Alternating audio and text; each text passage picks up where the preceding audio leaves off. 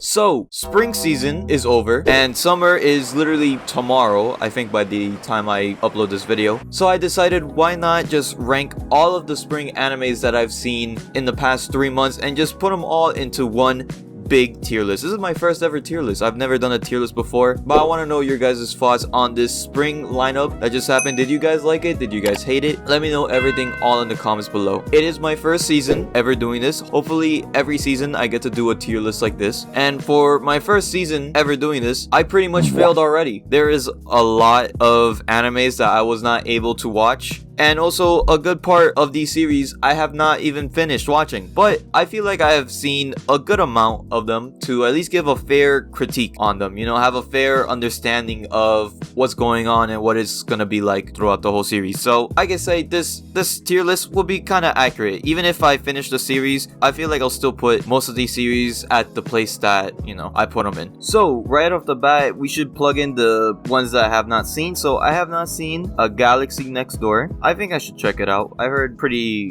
good praise for it. I have not seen Dead Mount Death Play. I have not seen the spin-off Konosuba show.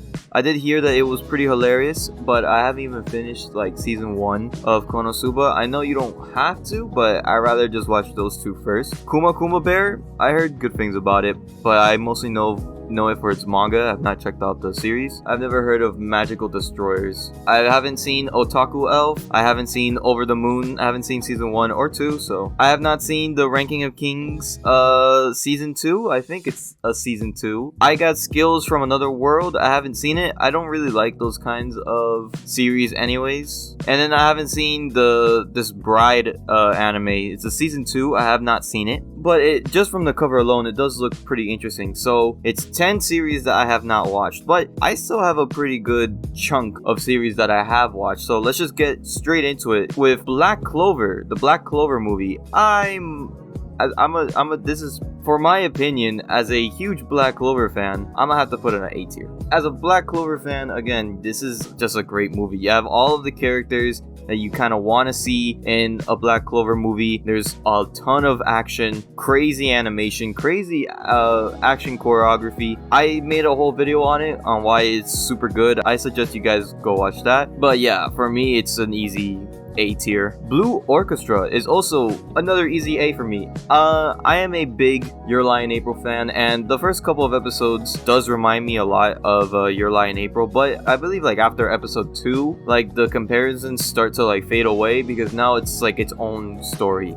Unlike Your Lie in April was clearly like a 50-50 of like a drama and a romance series. This is a pretty easy like 80% drama, 20% romance. There's a bit of a romance in there, but like a majority of it is on the drama and trying to get into this orchestra club. Animation wise, it's pretty good. There is CGI, but surprisingly the CGI here is, you know, really smooth.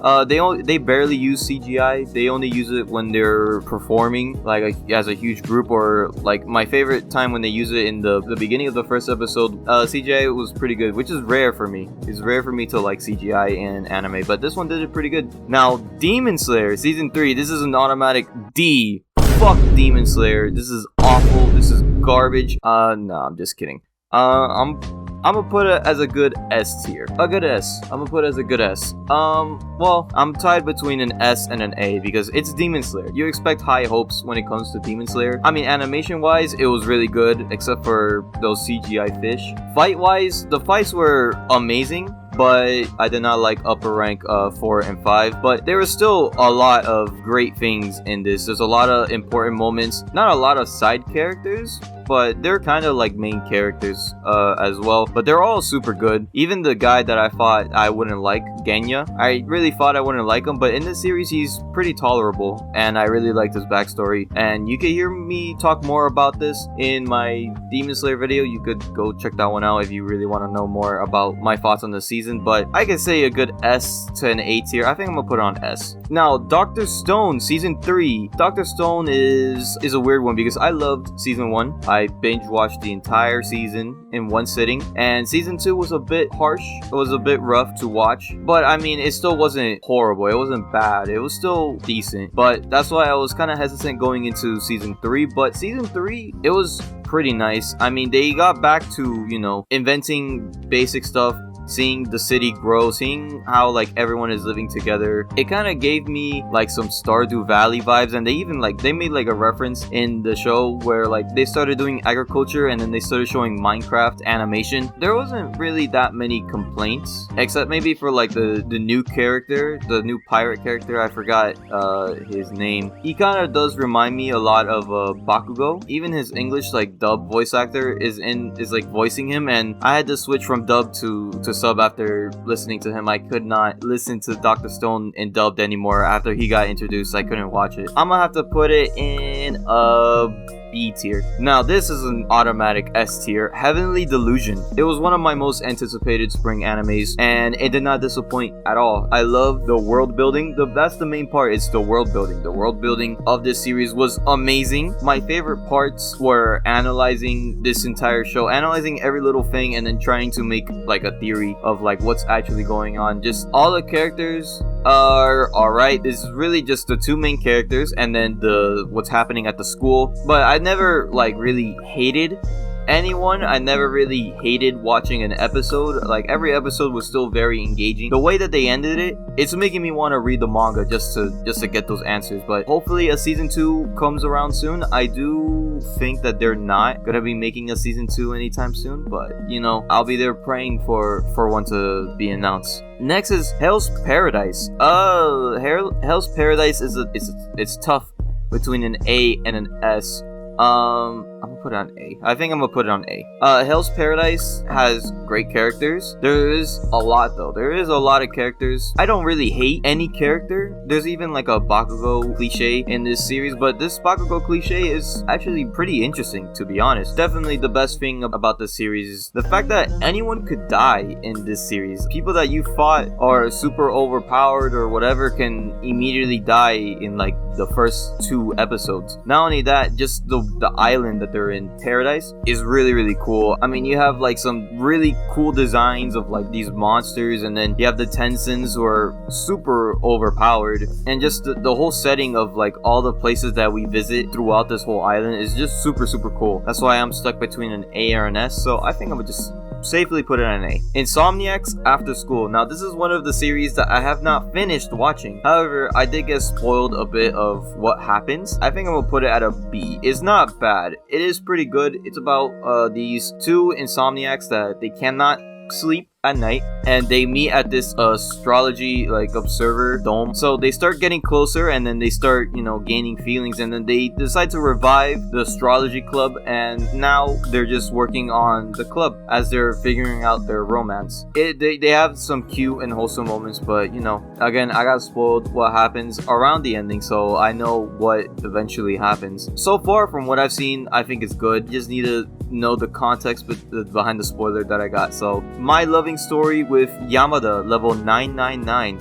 It's a romance about this girl. She gets into this MMORPG game, kind of like a World of Warcraft game. Her boyfriend at the time breaks up with her, but she still plays this World of Warcraft game, and then she meets Yamada, who's a pro gamer, a pro FPS gamer that plays this World of Warcraft game on the side. But yeah, they start getting to know each other, and then she likes him, but then he doesn't. He also likes her, but it's very subtle, so it didn't really make me want to watch it every single week, but it is still pretty interesting. I could give it a B as well. I'll give it a B. But yeah, I thought it was alright, so I'll just leave it at a B. Mashle, Magic and Muscle. Now, I kind of talked down on this series in the first episode review that I did. I put it at like a C tier, but to be honest, I kind of want to put it at a B. Yeah, you can't take this series very seriously. I mean, it is Harry Potter meets One Punch Man. It is Mashle entering literally Hogwarts, and it's heavily inspired by Harry Potter. I mean, you had Sorting Hat, which is like a donkey or like a unicorn or whatever. You have the different houses. They even have Quidditch in this. I really like this series as the more that I watched it. They get into some pretty cool, you know, fight scenes. As soon as villains get introduced here and there's like a group of villains, it gets really good. I really liked how Mash, to replace his magic, he uses his strength. They get really creative with how they showed that off, and I really like that. And they still do it in his fight scenes. When he has to fight somebody, he just uses his strength. And yeah, I really did enjoy this series. I think I'm gonna just put it at a B, because I know there is much more that we're missing. Maybe later down the line, like around like a season 2 or season 3. Now, probably the only real dud is My Clueless First Friend. Now, this series is about this girl, these elementary schoolers, but this elementary school girl, she is being bullied by a bunch of her classmates because of her glaring eye, so she is being called the Grim Reaper. And then this new transfer student comes into the school, and he is very clueless. He instantly becomes her friend because he thinks that the Grim Reaper is cool and everything supernatural is really cool. So then they walk home, they hold hands and all this stuff, and it's kind of cute at first, but the cluelessness of the little kid, it's like it kind of gets annoying after a while. And it's supposed to be funny, but I don't really find it funny, so I couldn't even finish this series. I had to drop it, but maybe I need to keep on watching it. It will get better, but for now, I'm gonna have to put it at a C. Actually, no, I'll just put it at a D. Now, My Home Hero, I'm gonna put it at a C. So My Home Hero is about this father who finds out that his daughter is in a domestic violence relationship. So he goes and kills the abusive boyfriend. Now, with him and his wife, they have to cover it up. And the abusive boyfriend is a part of the Yakuza. So now the Yakuza is after him and his wife. And so this series kind of reminds me, they're kind of trying to do it like it's like a Death Note kind of thing, where they're trying to like outsmart each other. They have to use like their brains and stuff. With some of the scenes, they kind of remind me of like Breaking Bad, like to hide the body, they like put them in like a pool of acid. I think it was alright. Animation wise, there's nothing really special. Seems like an old anime type of thing. Not old anime, but like it gives me like some like 2000s like vibe animation, to be honest, or like 2010 vibe animation. Nothing compared to, you know, the polished style of, you know, some of the other series that come out in spring. So I'm comfortable putting it at a C. Now, Oshi No Ko, easy S tier. I mean, Oshi No Ko has probably one of the best first episodes to an anime that I've seen in a long time. Like it's such a weird concept, and then out of nowhere it turns really good, the whole first episode. And then I got kind of worried that like after the first episode it was gonna turn bad, that it was gonna, to be honest, I think it did. Again, really weird concepts, but like it's still really entertaining. It's still really engaging. I did not hate a single episode. I really liked all of the episodes. I could rewatch this entire series over and over and over again and still like it. And I'm just excited to see season 2 come out. I know season 2 was already announced. I don't know if they're already on the works. Now I really want to read the manga just to see like what happens next. I don't want to wait for the anime to come out. Now, Skip and Loafer didn't make it to my most anticipated anime list for spring because I didn't think much of it. What a shock it was when I watched the first episode, and then at the end of the night I was already on episode 6. Pretty funny. It was pretty funny, but the thing that engaged me the most was how dramatic it could also be. I thought the main focus of this series was going to be on the romance, but in reality we're focusing more on just the main character. And then obviously the dude, they have like their moments and their romance does spark, but like a majority of it is just focusing on her and her little like adventures. But then you have like those scenes where, like, for example, the main character and her aunt were at like the train or something, and then you still have like the normal animation like going on, and then out of nowhere it turned like dramatic really quickly. It turned pretty intense pretty quickly, and then later on in that episode or the episode after, you have like a similar scene to that. I think that's cool. I want to see more scenes like that. So far I really enjoyed it. I also really enjoyed the side characters. I really thought I was going to hate the redhead girl. I really thought I was gonna hate her just because of how they showed her off in the first couple of episodes. And so it's like, am I supposed to hate her? Am I supposed to like her? I don't know. I kind of like aspects like that. Like, yeah, I'm comfortable putting it at an A spot already. Now, this movie came out in fall of 2022. However, it came to America in theaters in April, so I think I could put it in this spring anime list. So, Suzume.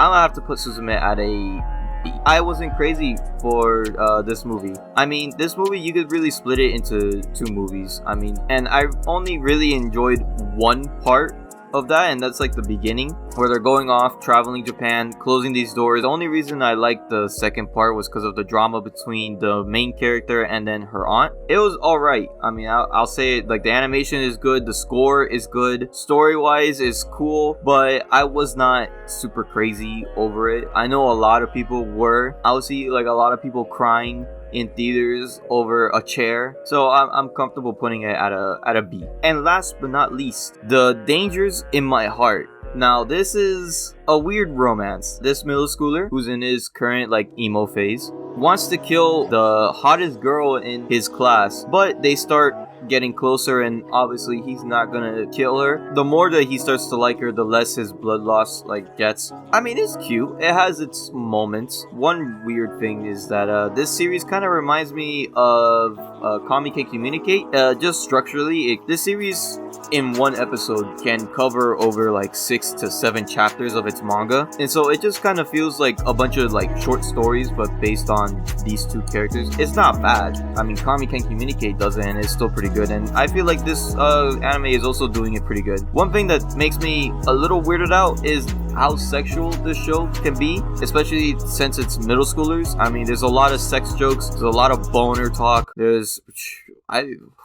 why am I saying boner talk? But it's kind of accurate because, I mean, these are middle schoolers, and the only thing in the minds of middle schoolers as they're going through puberty is probably that kind of stuff. The comedy here does hit though. Like, it's pretty funny series. One scene that made me pretty laugh was when the main character, the emo kid, is outside of a bookstore and he wants to go in, but he sees that he's wearing his school uniform, so he's like, I can't wear that. And so he walks in with black jeans with like a little chain attached to the side and like a black shirt with like a skull on it, looking like freaking Sid from Toy Story. But yeah, I think I could give this series a good A.